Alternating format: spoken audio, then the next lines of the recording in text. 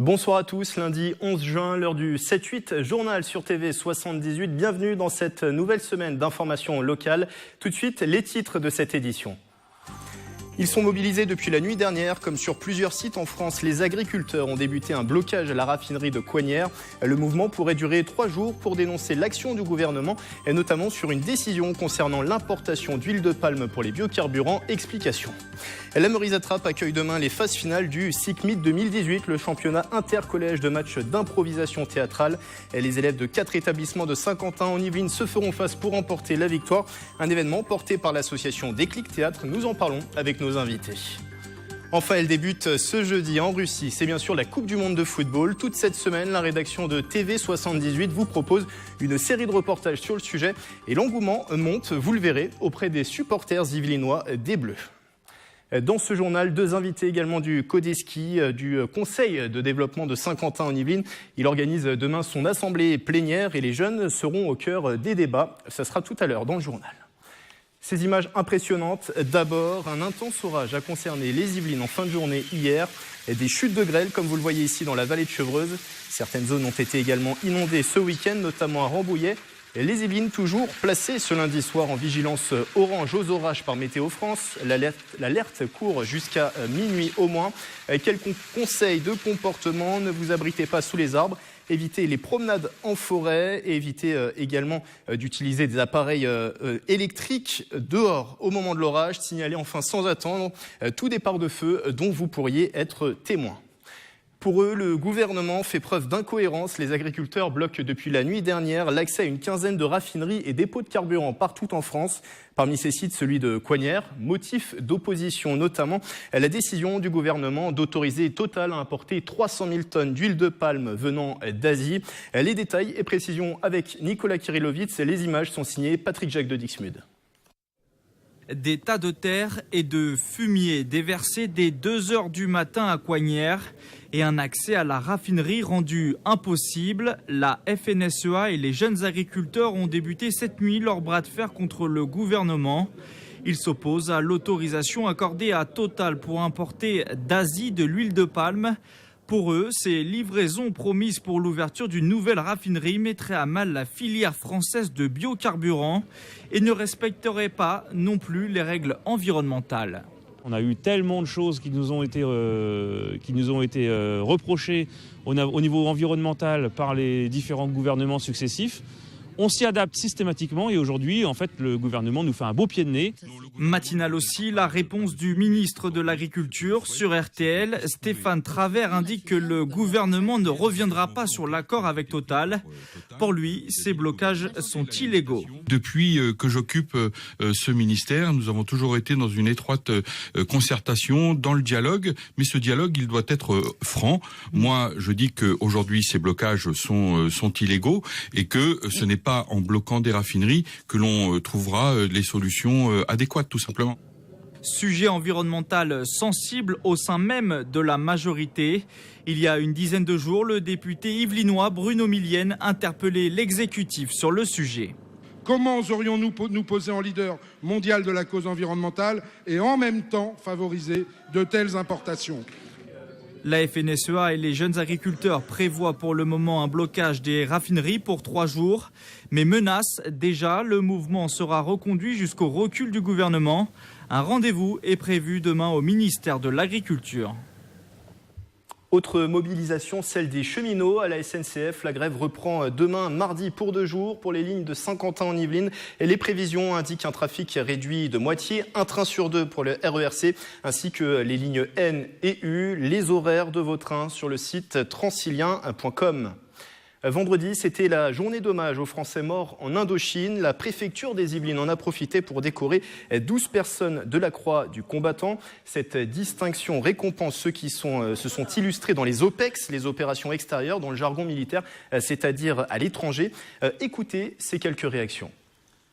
Le monde n'est pas sûr et que nos armées continuent à défendre notre liberté partout dans le monde, y compris dans la période contemporaine. C'est un grand honneur pour moi, en fait, par rapport aussi à tous mes camarades, en fait, qui ont servi au même moment et d'autres qui ont servi avant et qui serviront après. je mesure en fait l'honneur que c'est que d'avoir cette médaille.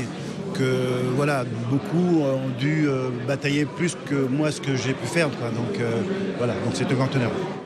Comment inciter les jeunes à rester sur le territoire de Saint-Quentin en Yvelines? La question sera posée demain à la salle du conseil communautaire de Trappes. Le Codeski y organise son assemblée plénière. Le thème: à tout jeune, vivre, étudier, travailler, sortir à Saint-Quentin en Yvelines. Pour parler de cette thématique, deux invités avec moi en plateau. Ils sont deux animateurs du groupe Jeunesse au Codeski, Francis Hidalgo et Jean-Claude Ibon. Bonsoir messieurs. Bonsoir. Alors le Codeski, c'est le conseil de développement de Saint-Quentin en Yvelines. Première question, pourquoi consacrer cette assemblée plénière à la jeunesse? Eh bien, nous travaillons depuis l'an dernier sur les sujets comme le projet de territoire ou le plan local de l'habitat intercommunal. Et dans ces travaux-là, nous avons identifié une double problématique au niveau des jeunes. D'une part, un déficit entre les 18-30 ans qui partent de Saint-Quentin et ceux qui viennent vivre à Saint-Quentin, qui s'installent à Saint-Quentin. D'accord. En proportion, ce qui veut dire que la population de jeunes baisse par rapport à l'ensemble de la population, et ça depuis les années 2000. Et puis une difficulté qu'ont les entreprises pour engager des jeunes pour leurs établissements de Saint-Quentin. Alors si on fait un point sur la jeunesse, notamment sur les étudiants, il y a 15 à 16 000 étudiants qui viennent chaque année sur le territoire de Saint-Quentin en Yvelines, 14 résidences étudiantes sur le territoire. Est-ce que, du point de vue purement étudiant, on ne parle pas des jeunes en général, mais du point de vue purement étudiant, est-ce que c'est un territoire attractif, Saint-Quentin en Yvelines? Eh bien, c'est la question qu'on peut se poser. En tout cas, les jeunes étudiants viennent à la faculté. Mais est-ce qu'ils y habitent? Nous n'en avons pas la certitude. Donc, nous avons, dans le cadre du plan local de l'habitat, fait des propositions pour essayer de remédier à ce manque de connaissance du lieu d'habitat des étudiants. Ça a été souligné par le Codeski lors de la phase diagnostic de ce plan local intercommunal, plan d'habitat intercommunal. Il va manquer du logement pour les jeunes d'ici les prochaines années sur le territoire. Francis Hidalgo. Il y a plusieurs thèmes de questionnement en dehors du logement. On s'aperçoit bien sûr que les jeunes ont énormément de mal à se loger. Ça, c'est une des problématiques. La deuxième problématique, c'est le problème des déplacements. C'est difficile de se déplacer, surtout le soir. Et le troisième sujet qui nous préoccupe, c'est tout ce qui est la vie au quotidien, la sociabilité. C'est très difficile pour un jeune de s'implanter à Saint-Quentin quand le soir, principalement, il n'y a pas beaucoup d'animation possible pour eux. Ça, c'est un problème, vous le dites, de transport, d'animation. Il n'y a pas assez d'offres de sorties culturelles, de loisirs sur le territoire? Il y a un problème de logement, il y a un problème d'offres de convivialité, si j'ose dire, et de déplacement. C'est les trois problématiques qui nous paraissent importantes. C'est pour ça qu'on a ouvert cette assemblée générale et où on veut absolument recueillir la parole des jeunes, parce que nous ne sommes pas des experts, on recueille la parole des jeunes. Même Donc il faut qu'ils viennent demain à cette assemblée, voilà, c'est primordial. Demain à cette assemblée, et notre but, c'est qu'ils deviennent acteurs. On recueille la parole, mais il faut qu'ensemble, on puisse trouver des pistes de réflexion qu'on mettra ensuite en réflexion plus longue. Vous le disiez, demain, cette assemblée, c'est le fruit d'une année de travail, c'est ça, au sein du groupe jeunesse du Codeski? Disons que les problématiques que nous venons d'évoquer, c'est celles que nous avons analysées, nous. Nous voulons vérifier auprès des jeunes que ce sont les vraies problématiques. Donc nous aborderons ces trois sujets, mais tout autre sujet pourra être abordé demain. Nous voulons absolument, c'est écouter les jeunes. Nous voulons leur donner l'occasion de s'exprimer sur les difficultés de vivre, de travailler, de vivre en général, de se loger et de s'amuser à Saint-Quentin. Donc l'objectif, trouver vraiment demain des solutions, écouter ces jeunes par le débat, par les échanges et trouver des solutions. On va créer 3 ateliers avec les problématiques qu'on a abordées, mais on aura d'autres problématiques. Notre propos, si on a appelé notre rencontre « Atouts jeunes », c'est parce qu'on considère que les jeunes sont nos atouts de demain. Donc on est là pour recueillir leurs interrogations et essayer d'élaborer avec eux des pistes de réflexion qu'on va soumettre ensuite à nos élus. Un appui politique aussi, justement, il faut cet appui des élus pour cette thématique. La jeunesse est un problème primordial pour l'ensemble du territoire. Donc c'est vrai que ça va s'intégrer dans le projet de territoire. Donc il y aura un travail, des réflexions, des pistes de réflexion qui seront soumises aux élus et qui, je pense, seront intégrées dans le projet de territoire. Une dernière question, comment on participe demain à cette assemblée plénière? Eh bien, il est prudent de s'inscrire sur www.ski.fr/atoutjeunes. Ça se passe au conseil communautaire à 4 rue des Charmes à Trappes. tous les jeunes sont invités. Vous avez parlé d'étudiants, mais il n'y a pas que les étudiants. Oui, c'est plus large, bien sûr. Il y a les jeunes qui travaillent à Saint-Quentin, les jeunes qui aimeraient venir travailler à Saint-Quentin, les jeunes qui cherchent du travail à Saint-Quentin. Qu'on n'y habite pas. La tranche d'âge, mais ils ont 18-30 ans. 18-30 ans, c'est la tranche d'âge que nous... Et on ne voudrait pas se bloquer uniquement sur les jeunes. On a besoin aussi de recueillir la parole d'acteurs qui sont en contact direct avec les jeunes. Donc le monde économique, les foyers de jeunes travailleurs, etc. Et donc le site pour avoir plus d'informations, pour s'inscrire à cette assemblée plénière s'affiche en bas de l'écran. Merci Francis Hidalgo et Jean-Claude Ibon d'avoir été avec nous. Je rappelle que vous êtes co-animateur du groupe Jeunesse au Codeski, le conseil de développement de Saint-Quentin en Yvelines. Un projet qui concerne les jeunes, justement au lycée Jean Villard de Plaisir. Depuis 2 ans, 3 professeurs ont lancé une web radio. Les élèves deviennent le temps d'un enregistrement, rédacteur en chef ou encore chroniqueur. Un travail qui mêle journalisme et enseignement scolaire. Clémence Ternier et Mélanie Poquet ont assisté à une émission. Bonjour à tous nos auditeurs, vous êtes bien sur Jean Villard Radio. Aujourd'hui, nous allons nous intéresser à l'esclavage et plus précisément à son abolition. Malena est la présentatrice du jour. Avec ses chroniqueurs, elle parle de l'esclavage d'hier et d'aujourd'hui pour la web radio du lycée Jean Villard de Plaisir. C'est présenter, faire l'introduction, présenter toutes les personnes qui vont parler. C'est faire les transitions, conclure, poser des questions à chaque personne, sur chaque groupe et chaque sujet.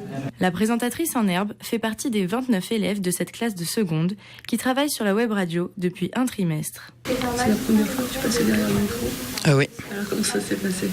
C'est stressant, mais on s'y habitue et une fois on parle, tout se passe bien.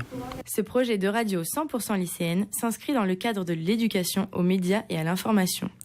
Les jeunes sont sensibilisés à la réalisation d'un travail de groupe. Le format de la radio, c'est intéressant parce que ça permet de travailler plusieurs compétences. En amont, la recherche documentaire, donc c'est pour ça qu'on travaille au CDI. Ça demande aussi un travail d'écriture, d'expression écrite, puisque avant d'être dit, le texte est écrit. Donc aussi un travail sur la correction de la langue. Donc là, c'est aussi le moyen de faire travailler en expression orale tous les élèves, puisque tous les élèves passent devant le micro. Lancée en 2016 par une professeure de sciences économiques et sociales, elle est disponible en podcast sur le site du lycée Jean Villard. Eux sont au collège. Des élèves d'établissements saint-quentinois seront engagés demain, mardi, dans les phases finales du SICMI 2018, 19e édition de ce championnat intercollège de matchs d'improvisation théâtrale. C'est à partir de 20h30 à la Meurize Atra. Pour en parler, plusieurs invités autour de la table avec moi. Nour Eliakin Louis, bonsoir. Bonsoir. Vous êtes le responsable du secteur improvisation à Déclic Théâtre qui organise cet événement. Alors demain, il y aura 2 demi-finales au programme avant la grande finale. D'abord, le collège Yuri Gagarine de Trappes qui sera opposé à la Marossol à Coignères, et deuxième demi-finale le collège des Prés à Montigny-le-Bretonneux qui sera opposé à l'Agio à Elancourt. Nous recevons également d'ailleurs 2 élèves de l'Agio à Elancourt, donc Myriam Louis et Lucas Rogour. Bonsoir à vous deux. Bonsoir. On va faire un petit tour de table par vous deux. On va commencer par vous deux cette interview. Comment vous sentez-vous à un jour de cette demi-finale, Myriam? On a un peu peur, mais on se dit qu'on va y aller, on veut pas perdre. On dit qu'on est motivé, mais on a peur quand même. Lucas, est-ce que vous avez peur également? J'ai pas peur, mais je suis un peu stressée parce que on l'attend. Ça fait 3 ans qu'on fait de l'impro. D'accord. Et on espère cette année on va remporter la coupe. Qu'est-ce que ça représente l'improvisation pour tous les deux, Lucas? Pour moi, c'est un loisir. C'est ce que j'aime. Et Myriam? Un loisir aussi. Ça m'occupe. Alors, Nour Eliakin, l'improvisation, c'est l'une des signatures, bien sûr, de Déclic Théâtre. Vous organisez le SICMI depuis près de 20 ans maintenant. Pourquoi ça compte l'improvisation pour Déclic Théâtre? Ça compte parce que depuis les 19 ans qu'on organise ce SICMI, on a rencontré des personnes qui sont devenues adultes et qui aujourd'hui, on a des fratries, on a des filiations comme ça qui sont dans des familles. Donc, en termes de culture locale, nous, on sait qu'on est inscrit dans le patrimoine de Saint-Quentin en Yvelines. Et c'est vrai que le SICMI, c'est l'un des premiers piliers en fait de tout ça, je pense, sur lequel on arrive vraiment à établir un certain nombre de choses, de records quelque part, d'existence et de fait d'avoir autant de personnes qui participent à des activités d'improvisation théâtrale. Il disait un loisir, l'improvisation, ça permet quoi? Ça peut permettre de révéler des talents, révéler des personnalités aussi? Alors, ils ont raison, c'est avant tout un loisir. Moi, je dirais c'est surtout une pratique dans laquelle on prend énormément de plaisir, parce que finalement, on ne fait pas nécessairement du théâtre dans un premier temps, nécessairement du sport. C'est une vraie rencontre entre les deux. Où il n'y a pas la difficulté d'apprendre un texte, où il n'y a pas la difficulté du physique à tout prix. Donc à un moment donné, des éléments peuvent s'y retrouver là où ils ne se retrouvent pas dans l'une ou l'autre des disciplines. Et puis, donc c'est avant tout, ils sont dans le plaisir de partager. Là, ils disent qu'ils aimeraient gagner. Bien sûr, tout le monde a envie de gagner, on a tous envie d'être performants. C'est le public qui en décide, malgré tout. Mais ils ont surtout envie d'être sur scène. Je pense que c'est ça aussi, et ils ont envie de montrer ce qu'ils savent faire et de montrer justement de quoi ils sont faits, de quelle matière première ils sont conçus. Alors, cette 19e édition a réuni 15 collèges, 250 collégiens qui ont participé à ce SICMIT 2018. C'est une année de travail, oui, le SICMIT? C'est une année de travail. C'est surtout cette année, ça a été la première année où on avait autant d'établissements scolaires. C'est-à-dire que Saint-Quentin s'est agrandi ces derniers temps, donc le SICMIT aussi par la force des choses. On a effectivement les Clés de Sous-Bois, la Marosso, les Prés qui nous ont rejoints. Donc on espère encore un peu d'ouverture pour l'année prochaine. Mais c'est beaucoup de travail, c'est 30 heures d'atelier par établissement. C'est au moins 3 spectacles pour chacun des établissements tout au long de l'année. Donc ça organise bien le rythme scolaire aussi. C'est parfaitement intégré dans leur cursus. C'est très, très enrichissant pour eux. Pour ceux qui nous rejoignent, je rappelle que le SICMIT, c'est le championnat intercollège de matchs d'improvisation théâtrale. Donc les phases finales se déroulent à partir de demain. C'est demain à 20h30 à la Meurize. Lucas, Myriam, vous, ça s'est déroulé comment cette année? Comment finalement vous êtes arrivés à ce stade des demi-finales? Ça s'est bien déroulé. On a été beaucoup entraînés. Donc on a été un cours par semaine, toutes les semaines. Myriam, la préparation, vous l'avez ressentie comment, vous? Comme une préparation habituelle. Mais cette année, l'équipe a été un peu plus soudée que les années précédentes. Donc je pense que ça nous a plus fait pour gagner, en fait. Il nous reste un peu plus d'une minute dans cet entretien. Sur la forme, comment se déroule un match d'improvisation? Qu'est-ce qui départage finalement les élèves? Alors, demain, pour ceux qui viendront à la finale, ils verront qu'il y a effectivement 2 équipes qui sont représentées de part et d'autre d'une patinoire. Il y a un arbitre qui est là, qui va donner un thème. Et après, pour départager les équipes, effectivement, elles vont improviser ou l'une après l'autre ou en même temps sur le thème, les équipes, je dis bien. Et à l'issue de chaque improvisation, en fait, l'arbitre va demander le vote au public avec un carton bicolore. Et en fonction de la couleur dominante, en fait, on décide de quelle équipe prend le point. Donc voilà, une demi-finale, ça va durer 30 minutes demain. La finale, peut-être un petit peu plus. Il y a aussi une autre manière d'engranger des points. En fait, c'est l'équipe qui fait des fautes, parce qu'il y a des règles du jeu à respecter. Des fautes de la construction de l'histoire, de compréhension du public, des fautes de procédure aussi sur les tenues, sur la rigueur de jeu. Et après, une équipe qui totalise 3 fautes, en fait, donne un point à l'autre équipe. Donc ça peut vite basculer. Après, ces deux-là, je les ai à l'œil, parce qu'aujourd'hui, là, ils sont en train de dire on veut gagner, mais on peut pas gagner à tout prix. Alors, ils peuvent avoir envie de gagner, c'est pas mauvais, je profite de cette minute, mais c'est vraiment un jeu qui s'appuie sur l'accompagnement de l'autre équipe. C'est vraiment pas un jeu où on s'écrase, sinon c'est sanctionné justement. Oui. Donc même s'ils ont envie de gagner, et ça se comprend, ils peuvent pas le faire au détriment de l'autre équipe. Tout ça se fait en parfaite construction avec l'autre équipe. Et le public décide au final de qui l'emporte. Et on vous souhaite en tout cas bonne chance. On souhaite bonne chance aux élèves du Collège de la Juo, à l'ensemble des élèves pour demain ces phases finales du SICMIT 2018 qui se déroule à 20h30 à la Meurize à Trappes. Les infos sont à retrouver sur le site qui s'affiche en bas de l'écran et l'événement sera retransmis sur TV78 les samedis 23 et 30 juin de diffusion à partir de 20h30. Merci d'avoir été avec nous. Merci beaucoup. La dernière édition a attiré l'œil de plus de 3 milliards de téléspectateurs. La Coupe du monde de football déchaîne les passions à l'occasion de l'ouverture du mondial en Russie ce jeudi. Notre dossier de la rédaction est consacré à l'événement dans les Yvelines. Premier focus ce soir avec des supporters de l'équipe de France dont l'engouement monte à quelques jours du premier match des Bleus face à l'Australie. Mickaël Elmidoro et Nicolas Dandry. Son maillot, s'il vous plaît. Son maillot ? Celui-là. Des autographes, des photos, des échanges entre les joueurs et les supporters. Ils étaient plus d'une centaine à venir rencontrer les hommes de Didier Deschamps à Clairefontaine. Là, j'en ai deux, là. Dembélé et Grisi. T'as un accueil toujours extraordinaire. Hein, et puis on est là pour la France. Hein, Théo ? Un dernier entraînement ouvert au public avant le départ pour la Coupe du Monde en Russie. Les Bleus ont pu constater la ferveur autour de l'équipe de France. Ça se voit là. On est soutenus, ouais. Non, on est soutenus les enfants ou pas ? Voilà. Toujours un plaisir de rencontrer les supporters. On passe un bon moment avec eux et ça nous permet de voir tout le monde qui est derrière nous. Merci.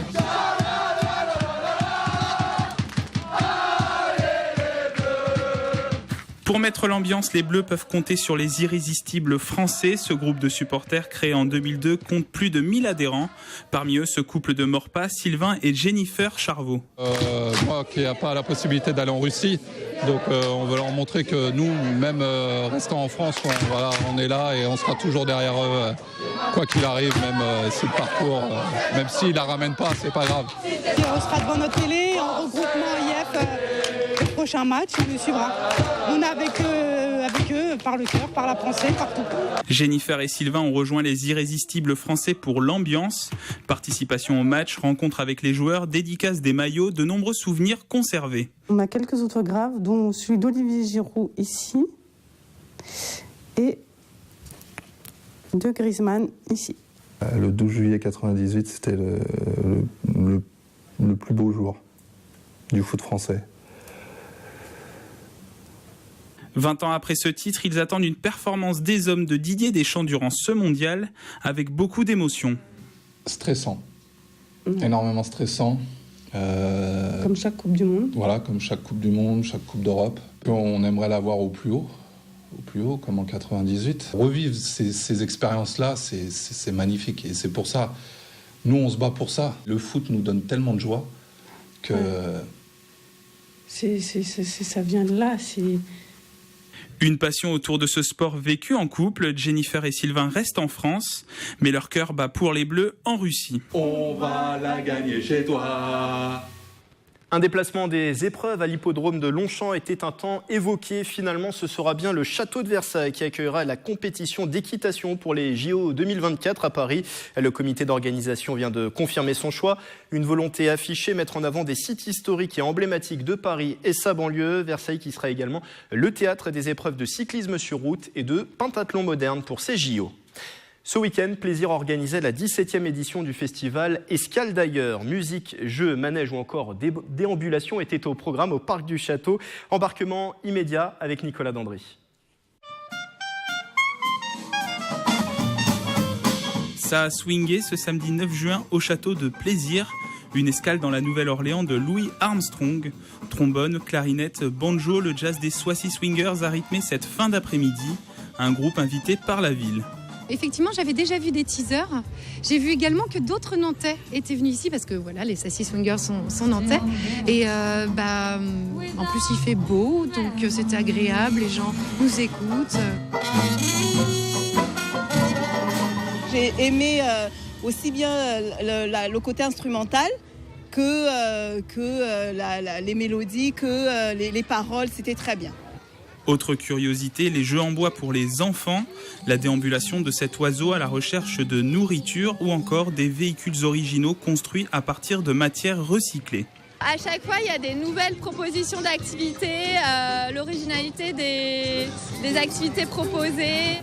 Ça nous fait du bien d'avoir un événement comme ça chaque année dans notre ville.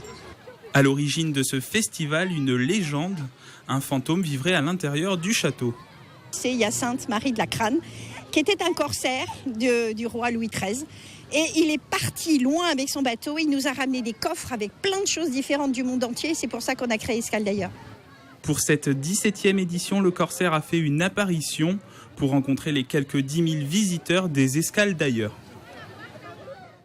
Enfin, réunir les générations, c'était l'objectif de Morpan en fête samedi dernier. Une édition qui avait pour thème cette année le cinéma. Retour avec Nicolas Dandry et Toki Nirilanto. MJB, qu'est-ce que je peux faire pour vous ? Moteur, action.